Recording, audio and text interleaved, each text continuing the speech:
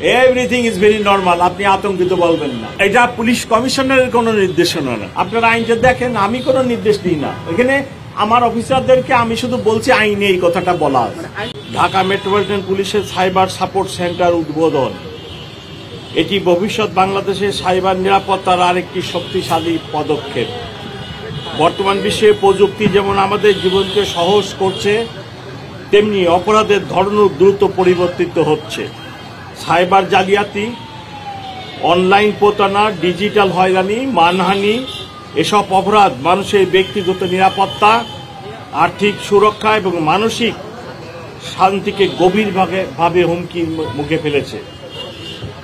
সাথে যুক্ত হয়েছে অনলাইন গ্যাম্বলিং এবং অনলাইন গ্যাম্বলিং এর মাধ্যমে লক্ষ কোটি টাকা জুয়ারিরা হাতিয়ে নিচ্ছে।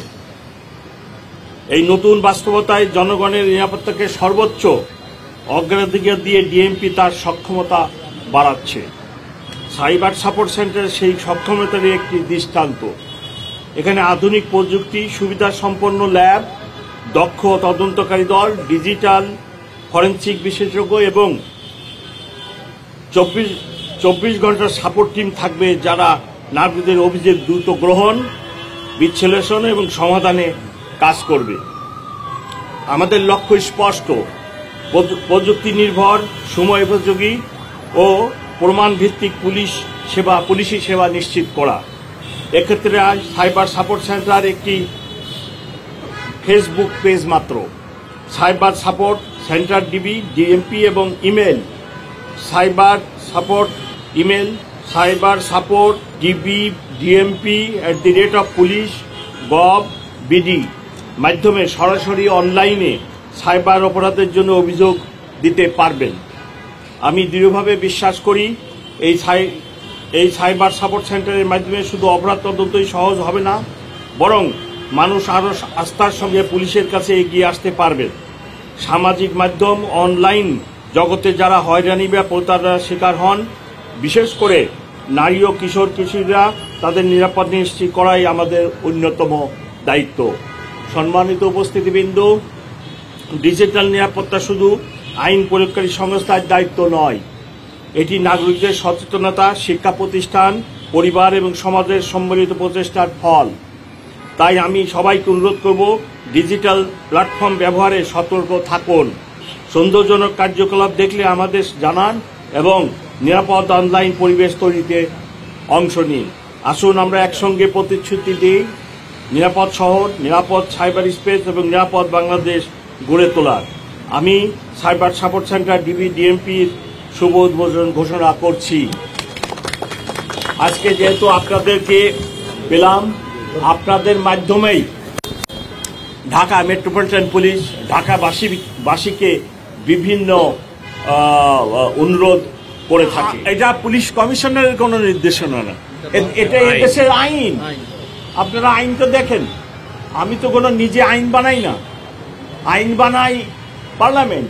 এদেশের বেসিক আইনে বলা হয়েছে, আপনারা আইনটা দেখেন, আমি কোনো নির্দেশ দিই না। এখানে আমার অফিসারদেরকে আমি শুধু বলছি আইনে এই কথাটা বলা আছে। আইনটা আপনি বিপিসি 96 থেকে 104 ধারা দেখেন। আমি বলে দেব। হ্যাঁ, বলবেন। তিনটা ক্ষেত্রে ফায়ার ওপেন করার কথা বলা হয়েছে। একটা হচ্ছে to establish right of private defence. Right of private ডিফেন্সের মধ্যে আছে মানুষের জীবন এবং জানমাল, সেটা নিজের এবং অপরের। 2 নম্বর ক্ষেত্র হচ্ছে সিআরপিসি 127 এবং 28-এ আনলফুল অ্যাসেম্বলিকে ডিসপাস করার জন্য। 3 নম্বর ক্ষেত্র আছে কোন যাবজ্জীবন প্রাপ্ত এবং মৃত্যুদণ্ড প্রাপ্ত কোন আসামির এরেস্ট এক্সিকিউট করার জন্য। সে যদি এরেস্টকে অ্যাভয়েড করার জন্য পালিয়ে যেতে চায়, তাহলে সেক্ষেত্রেও ফায়ার ওপেন করা যাবে। এই 3টা ক্ষেত্রে যেটা পিআরবি 153-তে স্পেসিফিক্যালি বলে দেওয়া আছে। এইটা হচ্ছে অবশ্যই লাস্ট রিসোর্ট। এর আগে আমার আনলফুল অ্যাসেম্বলি ডিসপাস করার জন্য অনেকগুলো স্টেপ আছে। এই স্টেপগুলো ক্রমান্বয়ে অতিক্রম করার পরেই লাস্ট স্টেপ হচ্ছে আমার ফায়ার ওপেন করা। একইভাবে আমার ওই এরেস্ট এক্সিকিউশন করার জন্য এবং রাইট অফ প্রাইভেট ডিফেন্সে পেনাল কোডের 96 থেকে 106 এখানে 2টা ধারায় স্পেসিফিক বলে দেওয়া আছে। 103 আর একটা ধারায় বলতে আমার মনে নাই, যে কোন ক্ষেত্রে পুলিশ ফায়ার ওপেন করতে পারবে এবং কতটুকু কি করতে পারবে, এটা বলা আছে। এইটা আইন, এটা আমাদের নিজস্ব কোনো মতামত না, এইটা বাংলাদেশের এক্সিস্টিং আইন। এই আইনটা আমরা আমাদের সহকর্মীদেরকে জাস্ট স্মরণ করিয়ে দিয়েছি, তারা যেন ভীত সন্ত্রস্ত না হয়ে পড়ে, তারা যেন মনোবল না হারায়। Look, everything is very normal, everything is very normal. আপনি আতঙ্কিত বলবেন না। যাদের কথা বলেন যদি রেসপন্ড না করে আমার যে ডিসি মিডিয়া আপনারা ওনাকে ফোন দিবেন, এবং আমি আসলে ব্যস্ত থাকি, ধরতেও পারি না। যাই হোক, যদি ওরকম করেও থাকে আই এম সরি। আপনারা ডিসি মিডিয়ার সাথে কথা বলবেন, ও আসলে সব রেসপন্ড করবে। না, উনি কি বলছে বড় কথা না। আমি বিইং কমিশনার, বিস্ফোরিত হয়েছে, আমার অফিসার ভালোভাবে আহত হয়েছে, আমার কাছে পিকচার আছে, ডিসি মিডিয়ার কাছে আছে, এখন নিয়ে যান।